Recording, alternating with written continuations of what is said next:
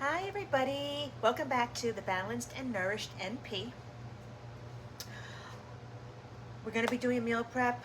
Make yourself comfortable, have a cocktail, glass of water, seltzer, coffee, whatever you're doing, folding laundry while you're listening. And wherever you are joining me from, I'm really happy that you're here. So you may have noticed there's a few different changes that I've made. So I've moved the meal prep officially to Wednesday. A few different reasons I decided to do this. So a big part of the change is that I just think it'll make a lot more sense if this is really helping you and you want to bring this into your week. So instead of watching the meal prep kind of after the fact, after you've planned your week, this way it gives you the opportunity on Wednesday. You could watch the video, and I'll give you a couple of days to decide which recipes you want to make, if any, to see what ingredients you have, if there's anything you need to pick up. The menus will be available, the meal prep guide, the list, everything available for you. Again, this is just ideas, just using the video as inspiration. You may take 2 recipes, you may take 1 recipes, you may change the proteins.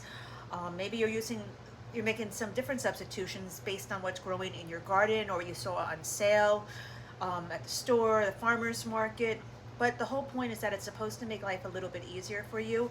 And I don't want it to be another list of things that you have to do.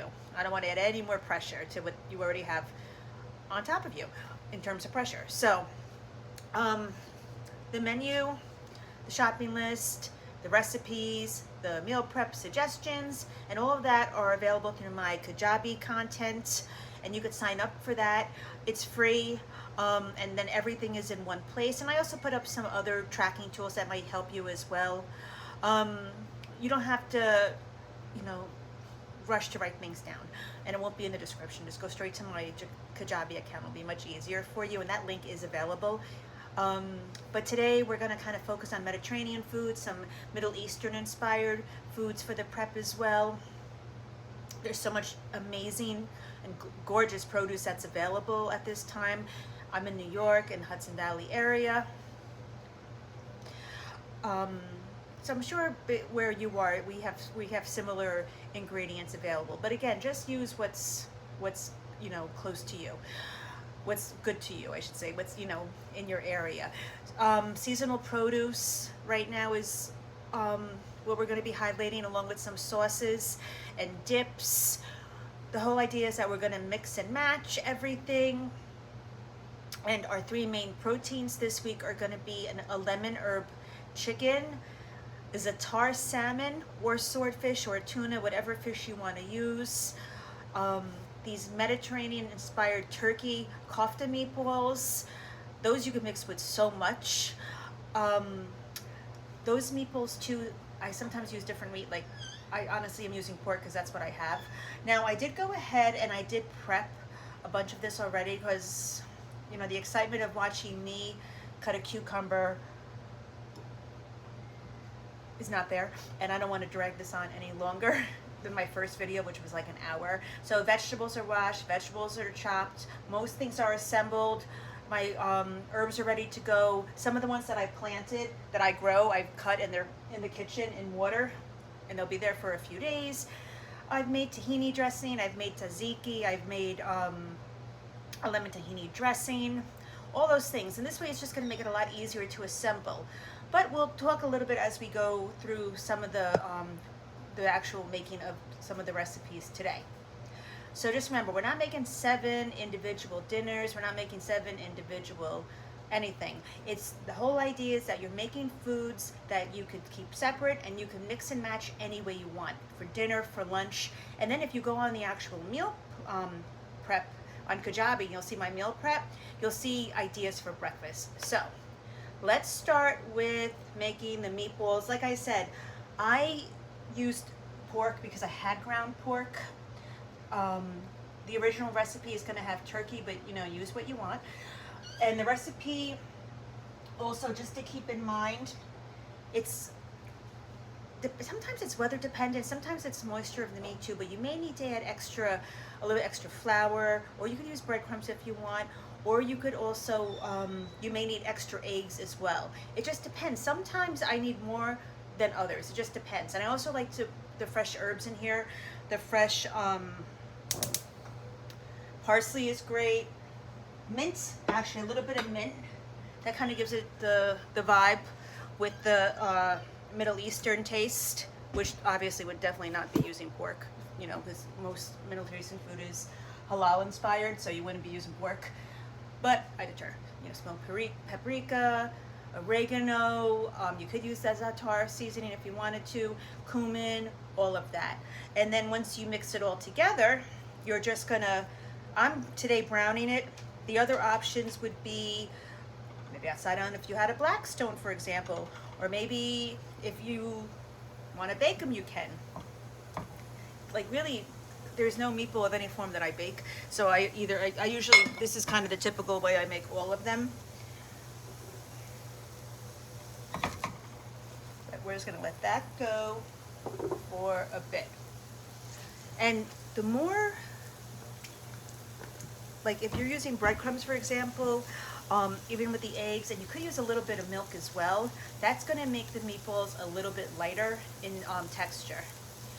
With 2 pounds of ground meat, you should get about 2 dozen, roughly 2 dozen meatballs. And if you are putting these in the oven, it would be at 400 degrees for about 20-25 minutes. Always use a meat thermometer.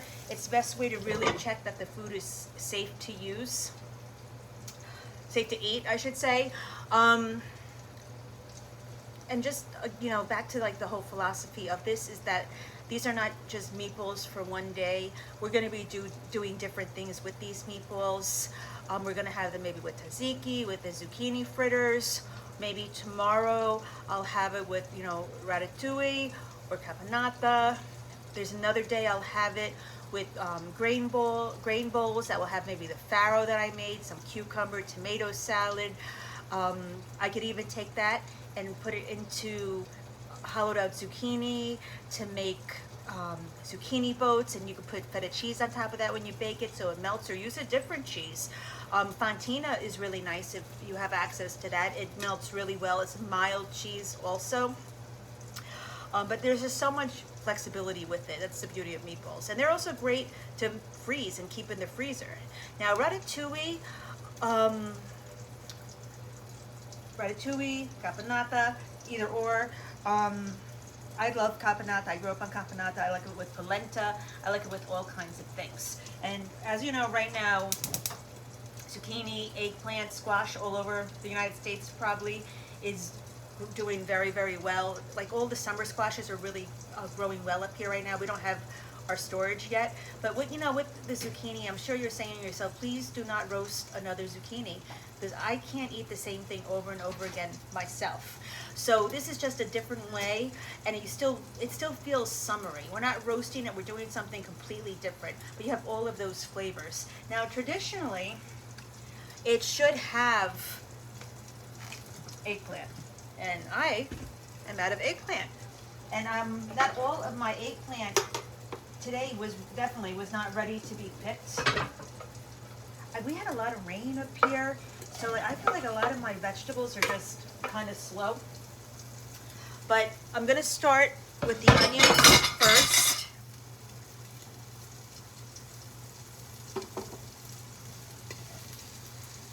And just in between all of this, we can brown the meat. Brown the meatballs, I should say.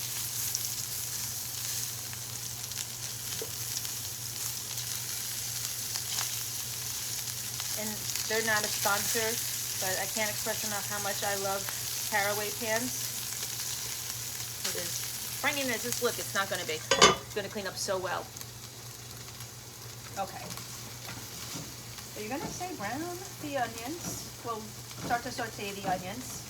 I don't put the garlic in right away. Garlic is something I really wait towards the end, middle to end, just because it burns so quickly. And then once it burns, it will be very, very bitter.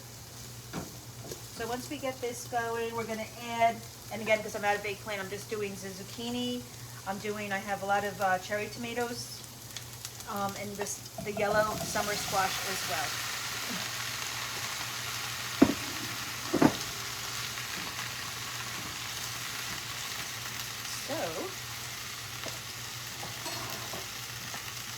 also just going to salt this.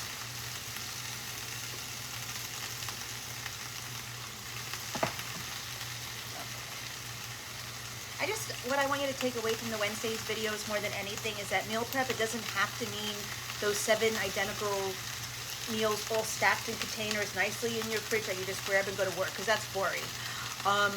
But if you like that, by all means, there is no judgment on my end.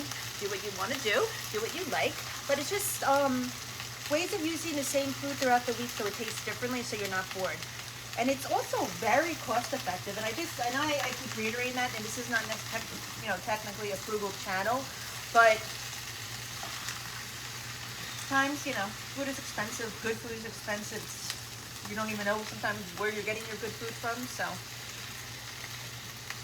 you want to try to, it's always helpful to be as frugal as you can, and we do so by using food in season, and by using a lot of the same ingredients over and over again.